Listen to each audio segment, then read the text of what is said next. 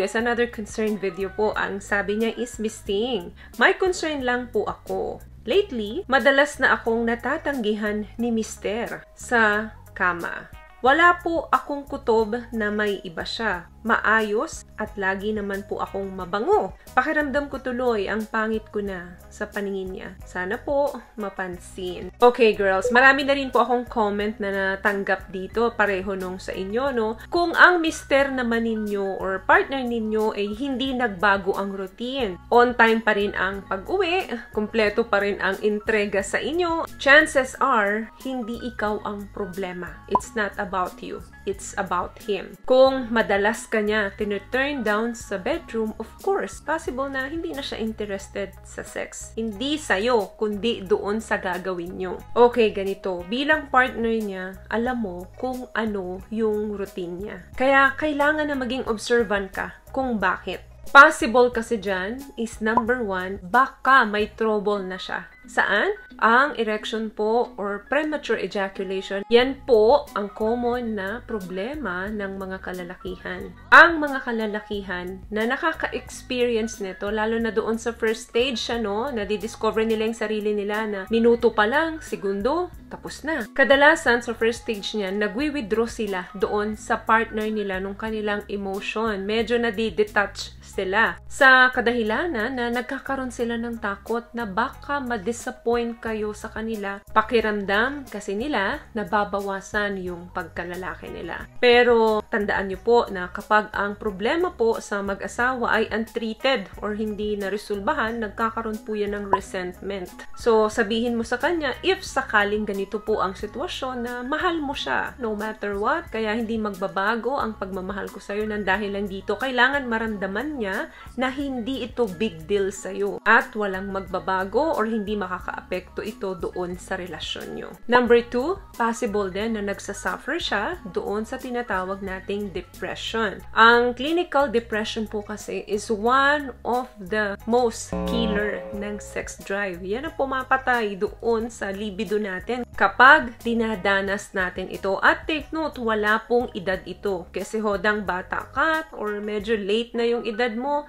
hindi ka makakalagpas dito. Kaya mas habaan po ang pasensya, especially kung nag-undergo na siya ng mga treatment. Kasi hindi po dapat isawalang bahala kapag ang isa sa inyong dalawang mag-partner ay nakakaranas ng ganito. So, mabuting makipag-usap po sa mga eksperto, no? Sa mga doktor, lalo na kung severe na po yung pagbaba ng kanyang sex drive. Ilang buwan mo na bang dinadanas na tinatanggihan ka ni Mr. What I love about this product, itong No More Dark Secret ng K-Skin, bukod sa may advanced whitening na siya na kung saan pwede niyang matulungan na pumuti yung mga singit-singit mo, moisturizing, meron siyang anti-irritation, antibacterial, maintain healthy pH level. Hindi lang pambabae, meron din po tayong pang-lalaki. Another thing, posible rin po na mababa ang kanyang testosterone level. May connection po ito doon sa pangalawa. Kung nasa edad 40s naman na si Mr., of course, normal na nagdi-decrease yung kanyang testosterone levels. May mga lalaki pong mabagal yung pag-slow down ng testosterone nila. May mga lalaki naman pong rapidly or mabilis na pagbagsak ng kanilang testosterone levels. So, iba-iba po yan. Of course, kung mababa po ang testosterone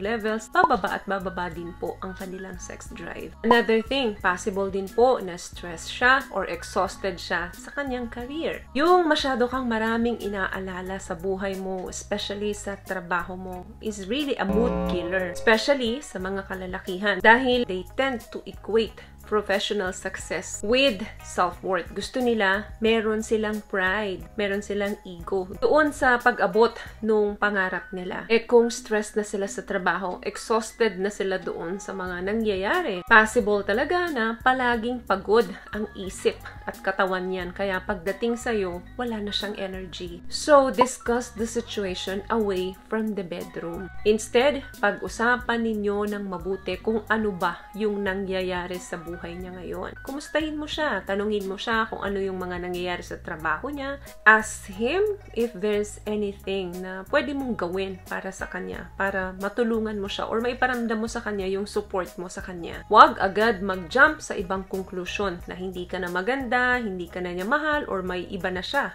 Last one, you're moving too fast. Baka naman yung paminsan-minsan na sinasabi mo once, twice, or thrice lang naman niya nagawa. Yung pagtanggi sa'yo, dahil nga hindi ka sanay, akala mo, lagi ka na niyang tinatanggihan. Baka naman mabilis ka lang masyado. Or baka naman, ikaw yung nagbago. Gusto mo ngayon, mas madalas na yung pagtatalik ninyo compare noon. Aba, syempre, hindi lang naman tayong mga kababaihan ang marunong tumanggi. Ang mga kalalakihan, may mga oras na tumatanggi din yan. So kung minsan lang naman, wag na masamain at wag na mag-isip ng hindi maganda. Baka naman kasi gusto niya lang ng konting slowdown para mapag-usapan nyo naman pa yung ibang bagay sa relasyon nyo. Remember na ang mga kalalakihan po, hindi lang naman sex ang palaging nasa utak niyan. Karamihan kasi sa mga kalalakihan, tahimik na nagpaplano yan sa buhay nila. Tahimik na gumagawa ng mga move yan kung ano ba yung susunod na step nila sa buhay nila. So kung tayong mga kababaihan, maraming nasa isip natin na gumugulo or mga plano, ganun din po ang mga kalalakihan. Kaya lagi ko pong sinasabi sa mga video natin na laging bukas dapat